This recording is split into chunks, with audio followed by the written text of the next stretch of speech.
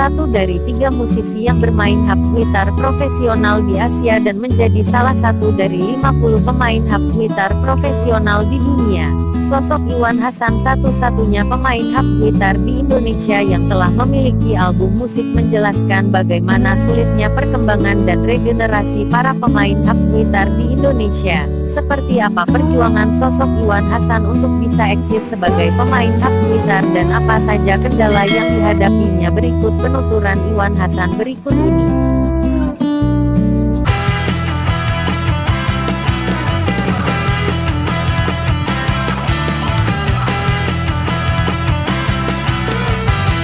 Sebenarnya simpelnya tuh penggabungan antara harpa dengan gitar.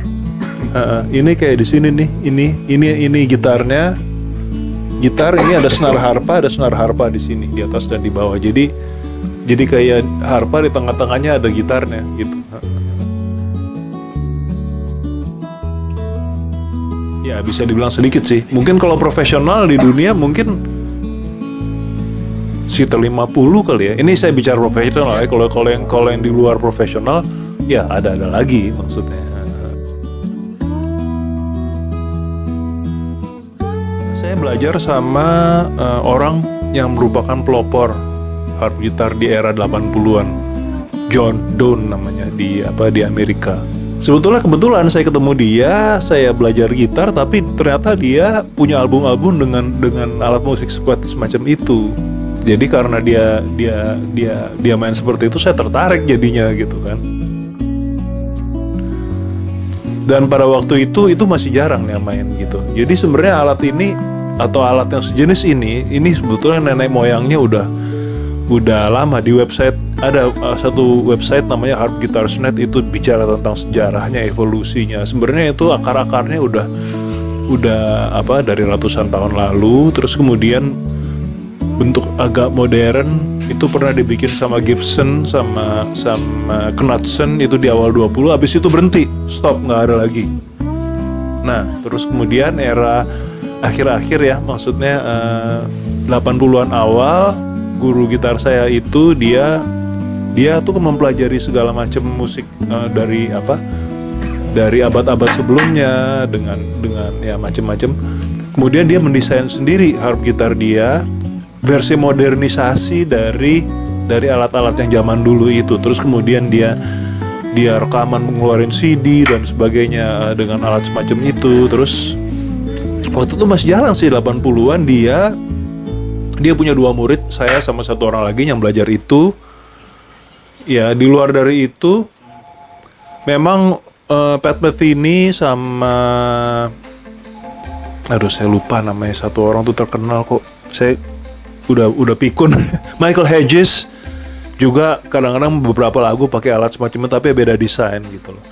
Tapi pada waktu itu satu-satunya musisi yang mengeluarkan satu album, bahkan lebih dari satu album, 3-4 album, dengan sama sekali nggak main gitar normal, cuma main harp gitar tok sendirian. Itu hanya satu ya, guru itu, John Doan itu, untuk selama berapa tahun ya, antara 80-an sampai, setahu saya sih sampai mendekati tahun 2000.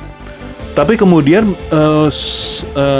dia menjadi pelopor, terus kebanyakan banyak yang mulai bikin seperti terinspirasi sama harp gitar dia. Terus udah gitu mulai tuh pelan-pelan tuh di Amerika orang banyak yang mulai main, juga seiring begitu juga di Eropa. Nah terus pada tahun awal 2000 tuh udah mulai ada semacam Society Harp Guitar gitu ya, conference yang setahun sekali gitu. Akhirnya makin banyak, terus udah gitu banyak orang yang bikin, tapi prototipenya untuk model modern tuh model dari desainnya si John Doan ini, itu yang menjadi prototipe hampir kebanyakan harp gitar yang beredar di dunia.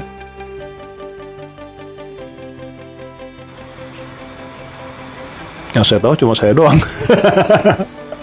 Ya ada lagi sih, saya pernah dengar di Bali ada gitu ya, cuman ya mungkin kalau yang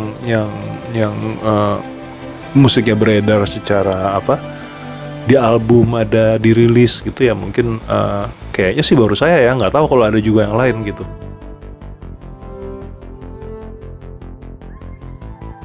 Nah, emang akhirnya jadi agak ngejelimet sih, karena kan notnya sebagian di fret ke sini kan, terus sudah gitu nih harpanya ke sini sama ke sini gitu kan. Jadi mainnya juga tangan ini kadang-kadang ini tangan kirinya metik ke atas kadang-kadang, terus ya semacam kayak gitu loh. Jadi agak lebih rumit gitu. Tapi sebenarnya ya semua alat bisa belajar. Saya rasa kendala paling susah tuh yang alatnya yang langka ya, di apa, ternyata nggak gampang juga bikinnya gitu. Karena saya bikin yang ini tuh kan yang saya punya asli dulu kan dibikin sama orang yang bikin gitarnya John Donne. Nah itu kan khusus akustik. Nah saya bikin di Indonesia ini, saya bikin yang bisa elektrik gitu ya. Tapi itu trial and errornya tuh sampai akhirnya bisa jadi suatu instrumen yang layak dipakai tuh ternyata nggak gampang. Berapa lama? Wah, 4 tahun trial and error baru jadi, itu pun masih belum, terus mesti dimodifikasi lagi dan apa, jadi nggak gampang gitu ya. Yang di Indonesia ini saya bikin ya berdasarkan contoh yang dari Amerika, itu dimodifikasi dikit-dikit dan banyak trial and errornya gitu. Belum sih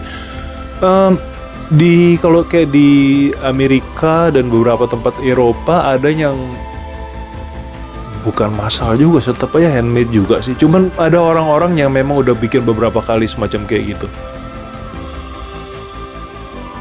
Kalau yang saya punya sih murah. Kalau saya punya cuma 4 juta rupiah yang bikin di sini ya.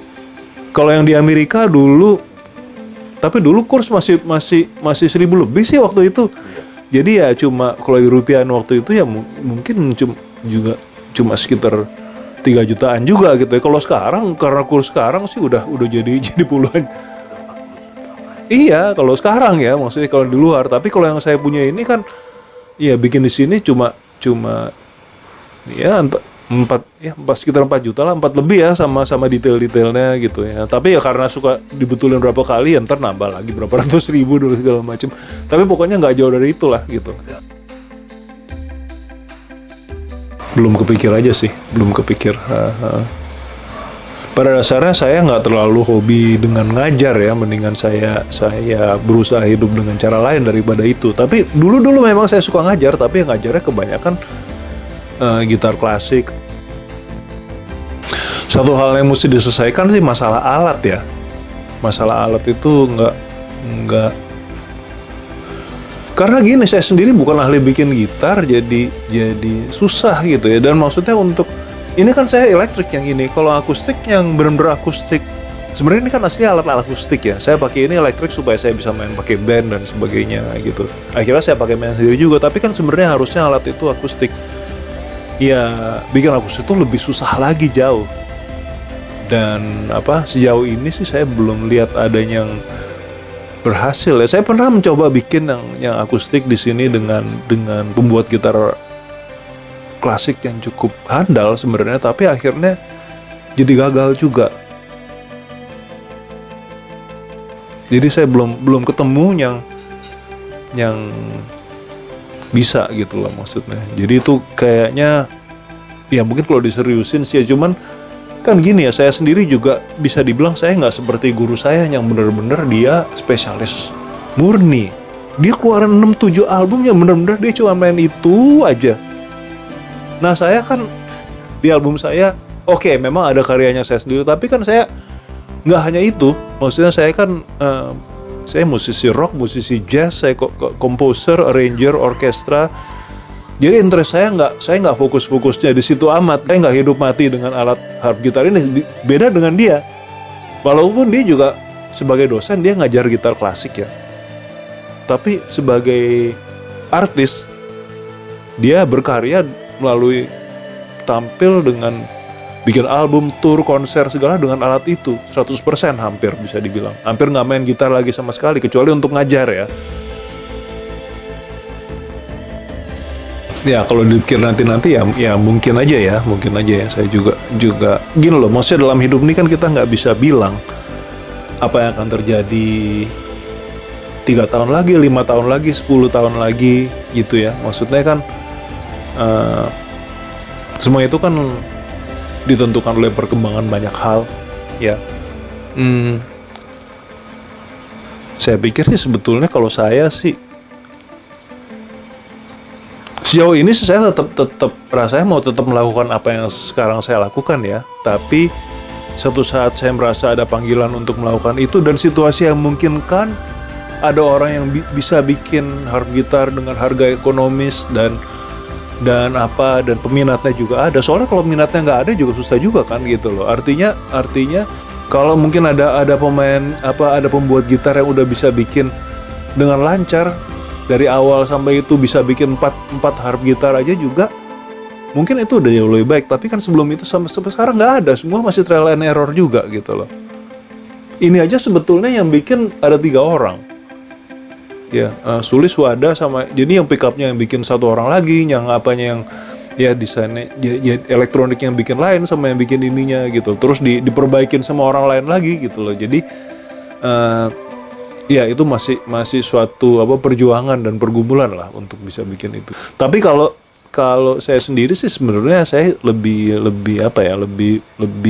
cenderung dengan untuk melakukan dengan apa yang saya lakukan sekarang gitu loh.